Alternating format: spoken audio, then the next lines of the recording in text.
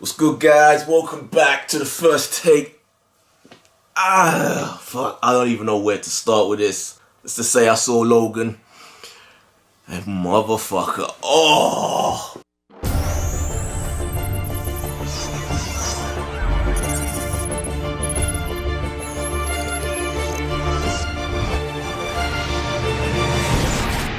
I'm debating to say it may be the best since The Dark Knight. I debated as to whether to do this reaction in the cinema, but I figure I need to just hold off. I need to let it digest. It's kind of like walking in as an adult, walking into your parents' bedroom and seeing them getting down with third person and just that shock.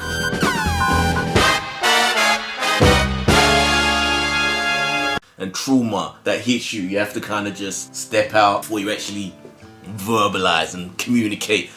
That is the feeling after watching Logan. Logan, the third and supposed last of the Hugh Jackman-led Wolverine films. But if you're familiar with the Old Man Logan storyline from the comic books, it's nothing like that. You're gonna have surprises, things are gonna happen that you did not see coming. You've got Logan, this pretty, almost pathetic character at this point.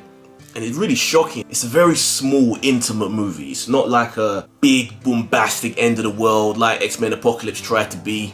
It just keeps it really about characters. It really is more of a character study. The deterioration of one man and his sense of purpose and the way that he relates to the world. Logan is broken, he's old, he's fucked up. Professor Xavier, even worse. Dude, Patrick fucking Stewart, dude.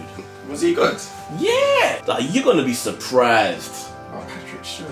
I know. This is Patrick Stewart, as you've never seen him like this. All kinds of fucked up, in a good way. Caliban doesn't get a whole lot of shine, but that's the thing. Marvel Studios proper, they have this issue where they have bad guys that are just hollow shells. You know, as enjoyable as their movies are, their villains are just empty nothingness. In this, the bad guys... What, like empty nothingness, like Batman vs Superman empty nothingness? Yeah, but I'm talking about like specifically the villains of the Marvel movies. Yeah. They don't really kind of flesh them out well. In this, we get villains that don't have a whole lot of screen time, and we don't really get that deep into how they got to where they are, but their personalities are very much fleshed out. There's the dude you've all seen from Narcos, the blonde dude. You've seen him in the trailer with the robotic hand. Really good, really sinister, menacing. And there's a whole army of these cybernetic dudes. Their personalities are so well developed and they become a legitimate threat for Hugh Jackman. They're basically not initially after him when a certain other character, X-23, comes into the picture. Worlds collide, basically. So Hugh Jackman, the character, really doesn't want to get involved in any of this because he's at a point where he just doesn't give a fuck. You know, he doesn't care about the world, doesn't care about the people in it, but he's made to care about this one character. And it's legitimately emotional. Like, you will get to the end of this and just think, Saturday. I'm not gonna spoil it, I'm not gonna give anything away. There's definitely a lot of surprises you ain't gonna see coming. One in particular. But just in the way that these characters are legitimately people now. Like, obviously we've seen Hugh Jackman for over 15 years playing Wolverine. So obviously we're gonna have that connection. But again, watching Days of Future Past, he was the main character in that. But was there any emotional impact? When has there ever been an emotional impact to Wolverine? Really, he's fun to watch. It's fun to see people fucking up. Or it's fun to see him fuck people up, which he has never done like he's done in this. Now, a lot was made of the R rating in the States. It only translates as a 15 over here for us. Yeah. But there's blood and gore, yeah?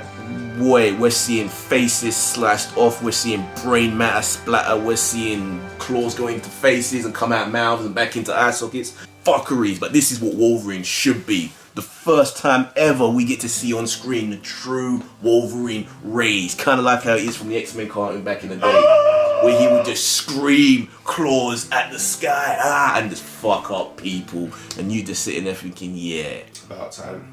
Yeah, it makes John Wick look like a Sesame Street movie. Shut up!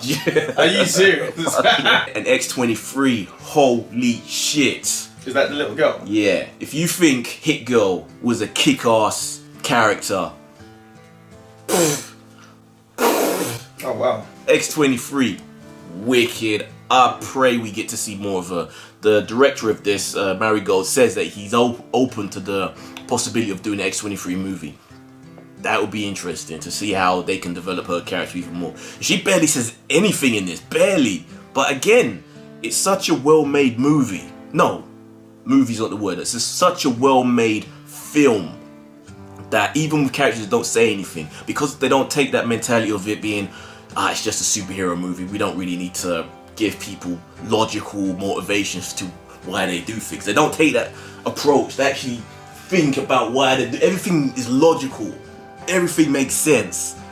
And everything just is believable. And I love it. I fucking love it. Like, seriously. So, I want to see it again. I can't wait to see it again. If this truly is going to be Hugh Jackman's last Wolverine film or last time being Wolverine, this is the perfect way to bow out. It's what he deserves as well, you know, for nearly 20 years, even though the films have been hit and miss most of the time. You know, he stayed loyal, he's stuck with it, and this is the movie he deserves if it's going to be his swan song. I love it. If what happened after credits, was there anything that gave that This away? is the fuckeries now.